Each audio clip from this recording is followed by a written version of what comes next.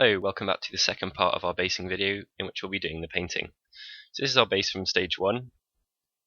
The first step, and a very important one, especially if it's getting gaming abuse, is to pop on a little bit of a spray of varnish. No need to be particularly neat about this, it's just there to make sure that the sand stays in place.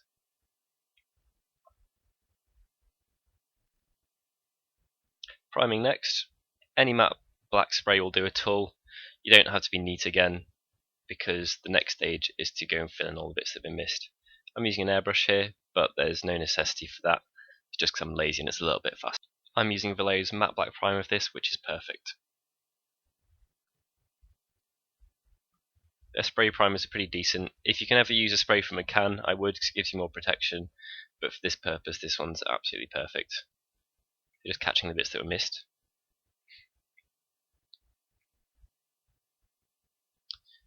Now we're adding uniform grey from Army Painted to the mix.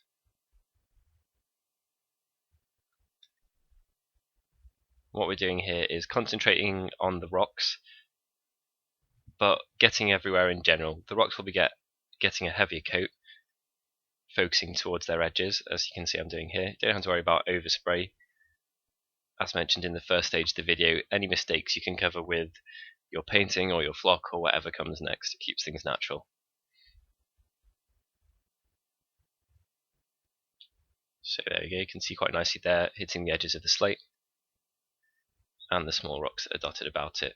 Then I'm just picking out random areas and giving them a light spray, just give it some variation.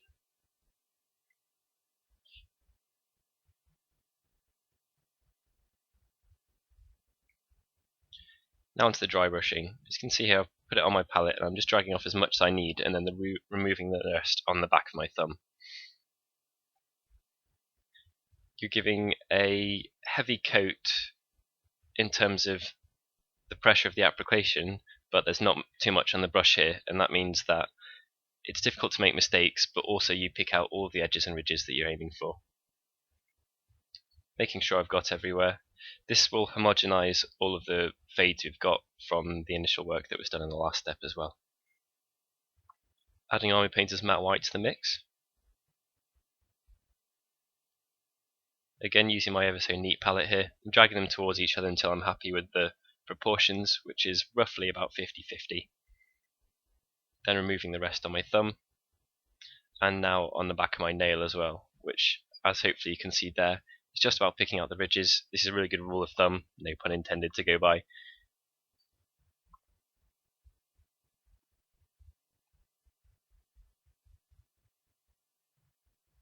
Just like the last step, it's a fairly rough application, you just don't have much paint on the brush, so you can't really make mistakes.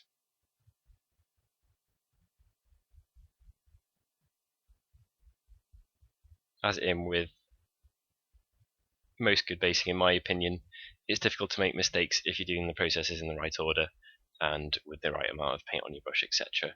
The neatness comes from that final lick of paint around the edges at the very end and making sure that things look natural, which is what we're going for.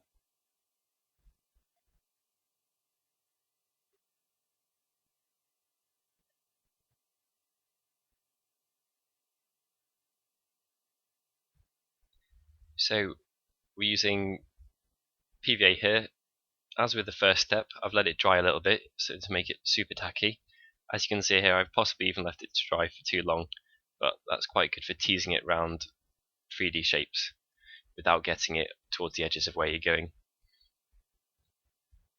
Concentrating on the areas that would be in the shade and slightly protected. And now you should be able to see how easy it is to tease between fairly detailed sections without getting on the rocks next to them when you're using that thicker glue. Using GW's Dead Grass here for this stage. I always apply loose flock in the same fashion, which is with tweezers, and I poke it into where I'm wanting it to go. Tap off the excess. And then what I do is I blow at the base from all sides, and that perks up the edges of the grass, which makes it stand upright a little bit more. Finally, crisping off those edges on my painter's matte black. and we're done. Thank you very much for watching. Please feel free to like and subscribe, and check the link below for more of our tutorials.